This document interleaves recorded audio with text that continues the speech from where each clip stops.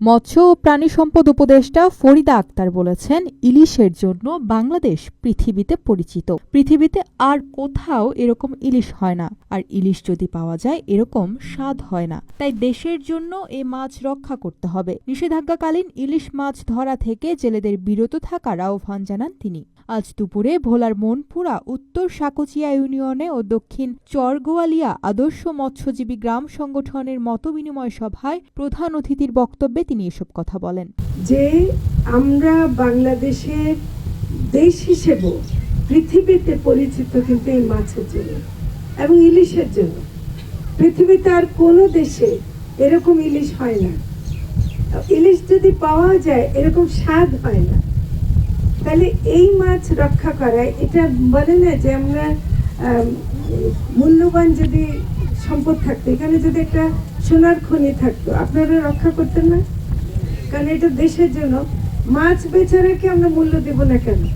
এবং মাছের যেটা তো প্রাকৃতিক জিনিস, হ্যাঁ, তো মাছের প্রাকৃতিক ভাবে তাকে ডিম পাড়তে দেয়া, তাকে বড় হতে দেয়া, এই সময়টা দেওয়ার জন্য নিষেধাজ্ঞা। আমরা কথাটা হয়তো একটু খারাপ, কিন্তু যদি বলি যে ইলিশের যত্নের জন্য, ইলিশ মাছ রক্ষার জন্য আমরা এই সময় বলি যে মাছ ধরবেন না, তাহলে অনেক ভালো হতো। আসলে যেটা হয় যে আমাদের আরো দুঃখজনক যে এই সময় আমাদের জেলে ভাইয়েরা কিন্তু নিজেরা বেশি শোনেন, ওরা কিন্তু নিজেরা চায় যে মাছ রক্ষা হোক, কিন্তু যারা ব্যবসায়ী আছে তারা লোক দিয়ে ধরায়। এমন আমার যেটা ধারণা, আপনারা আমি ভুল হলে বলবেন, যারা আইন ভঙ্গ করে ওরা আমাদের জেলেরা না, ওরা করে ব্যবসায়ীর লোকেরা, ঠিক কিনা?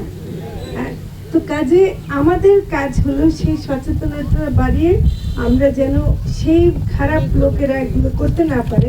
এর জন্য কোস্ট গার্ড আছে, নৌ পুলিশ আছে, এমনকি নৌবাহিনীর আছে, তারা কিন্তু অনেক কষ্ট করে ওদেরকে ধরে এবং এটা ইয়ে করেন। কিন্তু আমি যেটা একটা জিনিস দেখে কালকে থেকে যে আমরা ইয়েতে, আমাদের মূল কাজ হওয়ার কথা মাছ রক্ষা করা, ইলিশ মাছ রক্ষা করা, পাঙ্গাস মাছ রক্ষা করা, এবং এখানে আরো অনেক জাতের মাছ আছে।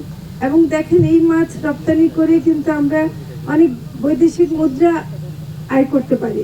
আমাদের দেখেন অন্যান্য জেলা থেকে, আপনাদের এখান থেকে যায় কিনা জানি না, অন্যান্য জেলা থেকে আমাদের শ্রমিকরা যায় দুবাই, সৌদি আরব, ওখানে গিয়ে কষ্ট করে ওরা বিদেশি মানে বৈদেশিক মুদ্রা পাঠায় না, ওদের জন্য কিন্তু দেশ চলছে। এখন আপনারাও যদি একটু চেষ্টা করেন, আমরা রপ্তানি করেও বৈদেশিক মুদ্রা আয় করতে পারবো। তো কাজেই সেই সব ব্যাপারে আমরা দেশের মানুষকেও খাওয়াতে পারি, যেন দেশের মানুষের আমিষের চাহিদা মেটানোর জন্য মনপুরাবাসী একটা বড় ভূমিকা রাখছে। এটা আপনাদেরকে ধন্যবাদ জানাই, আপনাদেরকে আমি অনেক অনেক ধন্যবাদ জানাই যে আপনারা এই কাজটা করছেন। তো কাজেই আপনারা এই ব্যাপারটাকে রক্ষা করবেন। আপনাদের কাছে আমার অনুরোধ, আপনারা নিজেদের জন্যই সেটা রক্ষা করবেন। পরে উপজেলা প্রশাসন, মৎস্য অধিদপ্তর ও সোশ্যাল ডেভেলপমেন্ট ফাউন্ডেশনের উদ্যোগে জেলেদের মাঝে ভয়া ও টর্চ লাইট বিতরণ করা হয়।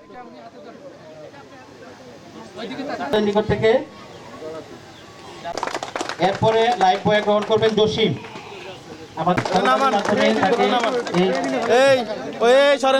বাকিরা যেহেতু আমাদের 80 জন পাবে।